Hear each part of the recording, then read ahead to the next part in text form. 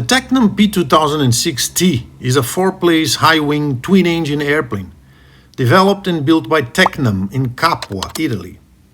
The project was started in 2006 by the late brothers Giovanni and Luigi Pascali.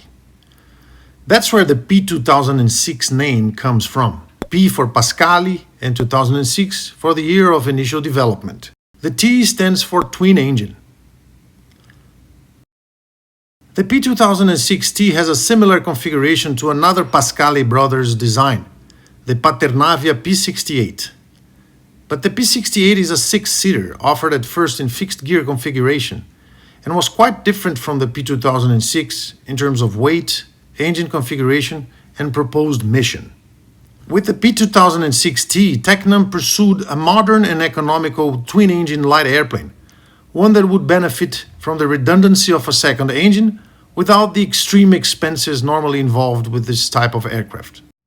Additionally, through the use of modern aerodynamic solutions, Tecnam wanted a light twin that could be less demanding on the pilot when flying with one engine inoperative. Let's talk about that. Poorly trained pilots don't last in any aircraft or in any situation. But a twin-engine aircraft presents challenges that are inexistent in singles. Every twin-engine airplane is a serious machine and is only truly safer than a single if there's proper awareness and training by the pilot.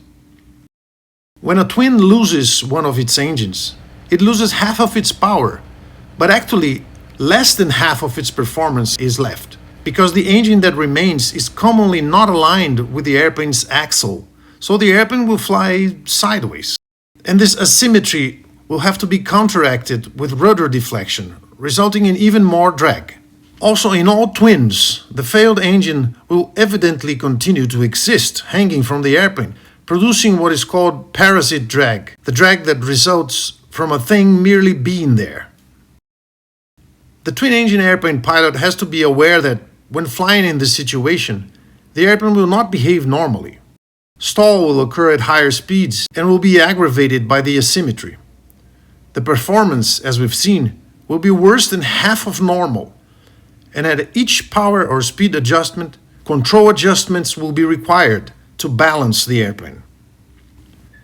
Traditional twins from Piper, Cessna, and Beechcraft are all basically twin-engine versions of their single-engine designs. And because they're old designs, they can be ruthless in relation to small pilot errors in single-engine configuration. The P2006T aims to make things a little easier in this regard. It's a clean sheet design, and it's been developed in a time when more mature aerodynamic technology existed. So in terms of controllability and easiness of single-engine flying, the P2006 is far superior to traditional light twins. However, it still is a light twin, and like Cessna's 310s, Senecas, Barons, and the likes, the P2006T is not required by certification to have a positive rate of climb when losing an engine on takeoff. Unlike transport aircraft, which have a guaranteed single-engine climb gradient, light twins need only to demonstrate that, in such conditions, they're controllable for certification. Therefore, it's essential that the flight planning of a light twin takes into consideration the fact that you have twice the chance of losing an engine, and that if you lose one of them on a heavy takeoff, for example, the crippled light twin will be worse off than a single-engine plane with its only engine inoperative. A look at the performance chart of a light twin shows us that, while still within the regulation-approved envelope of the airplane, certain weight and weather combinations will result in a situation where there won't be enough power to accomplish the takeoff with one engine out. And the best course of action might be to reduce the good engine and try to land straight ahead, sometimes even after the end of the runway. And a twin in this situation is normally heavier and clumsier than a single, making it even more complicated to be crash-landed on a field. On the other hand, during cruise flight, or on a light enough takeoff that provides single-engine climb, or if the engine fails at least 1 or 2 minutes after takeoff, a light twin is in fact safer than a single, if the pilot knows how to handle it. It simply offers more options. Certainly, a light twin flying with only one engine can reach farther than a single with its only engine shut off. Let's then examine the Tecnam P2006T. Structurally, it's metallic with semi-monocoque construction. It's 28 feet 9 inches long with a 37 feet 5 inches wingspan. The engines, a pair of Rotax 912Ss, are located on the wings and each burn around 4.8 gallons of gasoline per hour.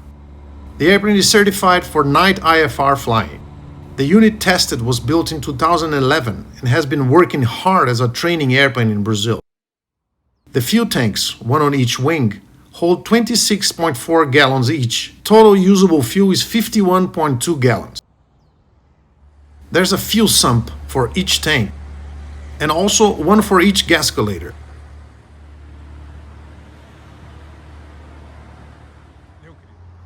Oil check is performed over wing, so you need stairs to do it. That's cool, it makes you feel like you're flying a big plane.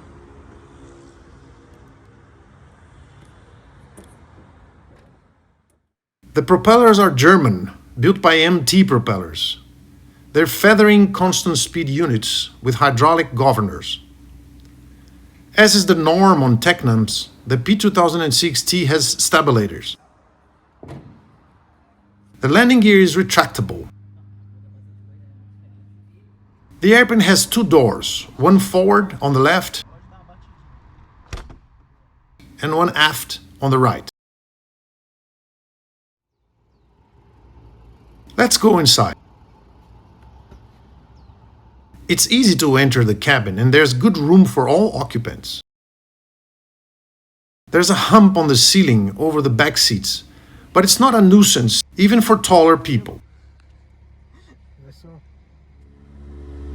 There's plenty of leg and shoulder room as well, both up front and in the back. The forward seats are adjustable fore and aft, and they also recline.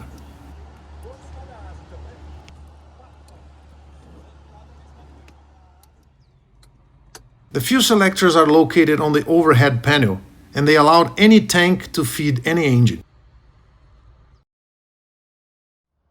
The P2006 has a hatch on the roof to be used in case of a water landing. The airplane has yokes, and you fly it with your left hand when seated on the left. On the yoke, there are switches that operate the pitch trim and some autopilot functions. Also on the yoke is the PTT. The pitch trim can also be operated manually through this wheel. Its position is shown here. The rudder trim is operated electrically through this switch. Here, the rudder trim position is shown. The panel on this unit is well equipped with two Garmin G950 screens and an Aztec 55X autopilot, as well as analog engine instruments. The levers for the throttle, propeller and carburetor heat are located in the center. Rotax engines have automatic mixture adjustment, so the familiar red levers are not present here. Flaps are electric, controlled by this lever. The flaps position is shown here. This is the landing gear lever, which sends an electric signal to hydraulic actuators. There is a hydraulic accumulator for emergency gear extension. To operate the gear in an emergency, this door on the floor is to be opened. Inside there are two small levers that need to be moved counterclockwise. First, this one, 90 degrees. Then this one for 180 degrees. As with everything else on this airplane, the gear system seems very well built. The parking brake is down here on the center console. These are the choke controls.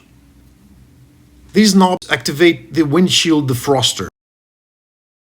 The airplane has a pitot heat activated through this switch. The Tecnam P2006T has cabin heaters controlled by these knobs. However, warming up the cabin was absolutely not a problem for us on the day we flew. Quite the opposite, in fact. On that hot day, the P2006's well-sealed cabin resulted in a very high temperature inside during taxi. And because the front door is too close to the left engine, Taxiing with a cracked door for better ventilation, as we do in Barons and Senecas, is not allowed on this airplane. The solution would be ordering the optional factory air conditioning.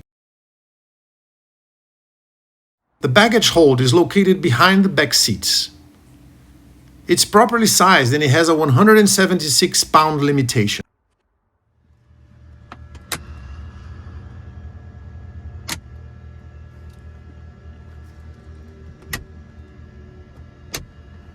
Engine start is accomplished through these buttons on the overhead panel.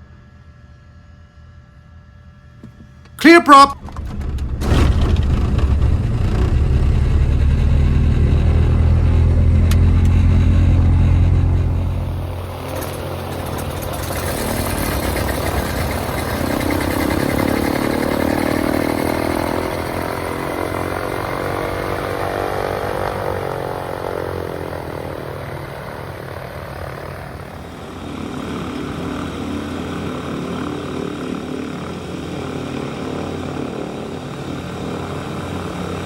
The nose gear is directly linked to the pedals.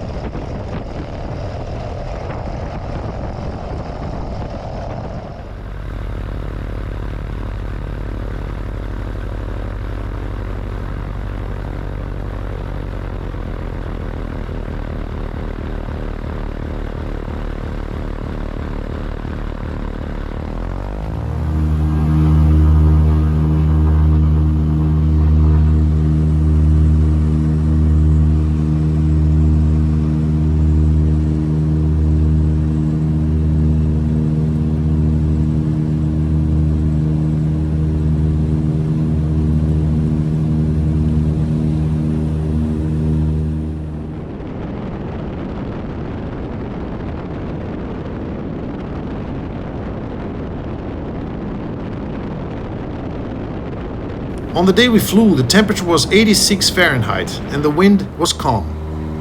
Pressure was 30.12 inches of mercury.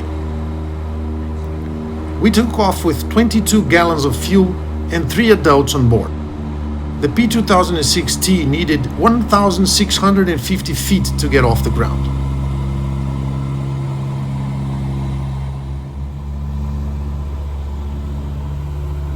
With climb power setting, we saw 700 feet per minute while maintaining 85 knots indicated airspeed.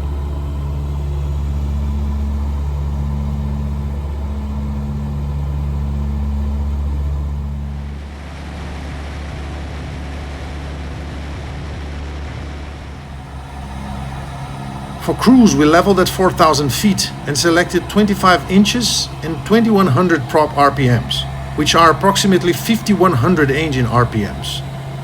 Our TAS was 135 knots. We tried flying with one engine reduced.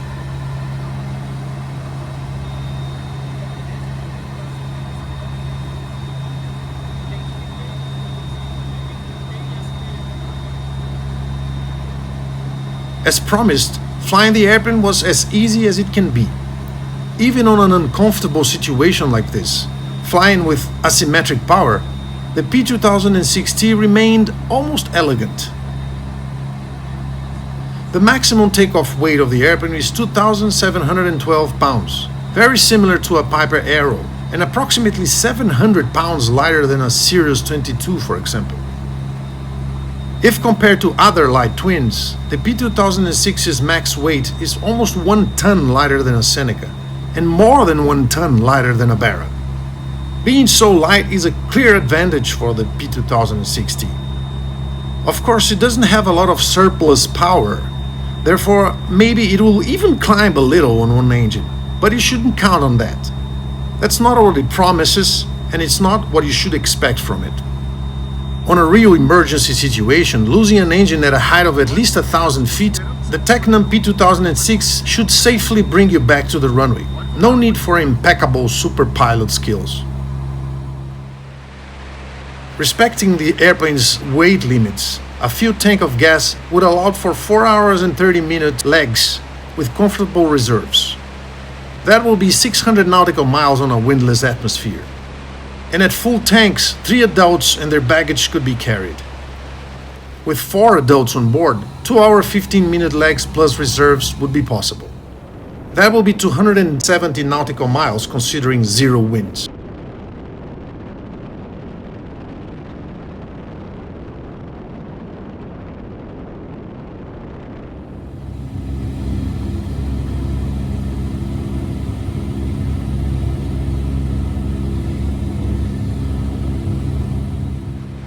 With the exception of the cabin temperature on hot days, as mentioned before, the P2006 is a comfortable airplane.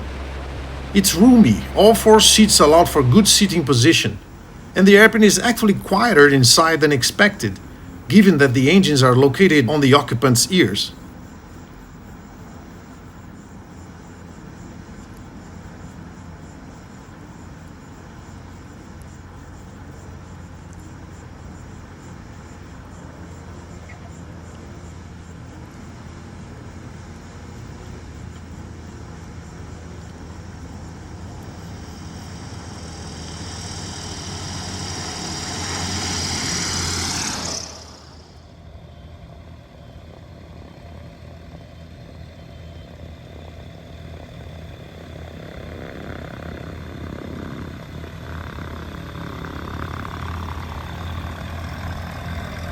The Tecnam P2006T is a dream come true for light schools, due to its tame flying qualities and aerodynamic elegance.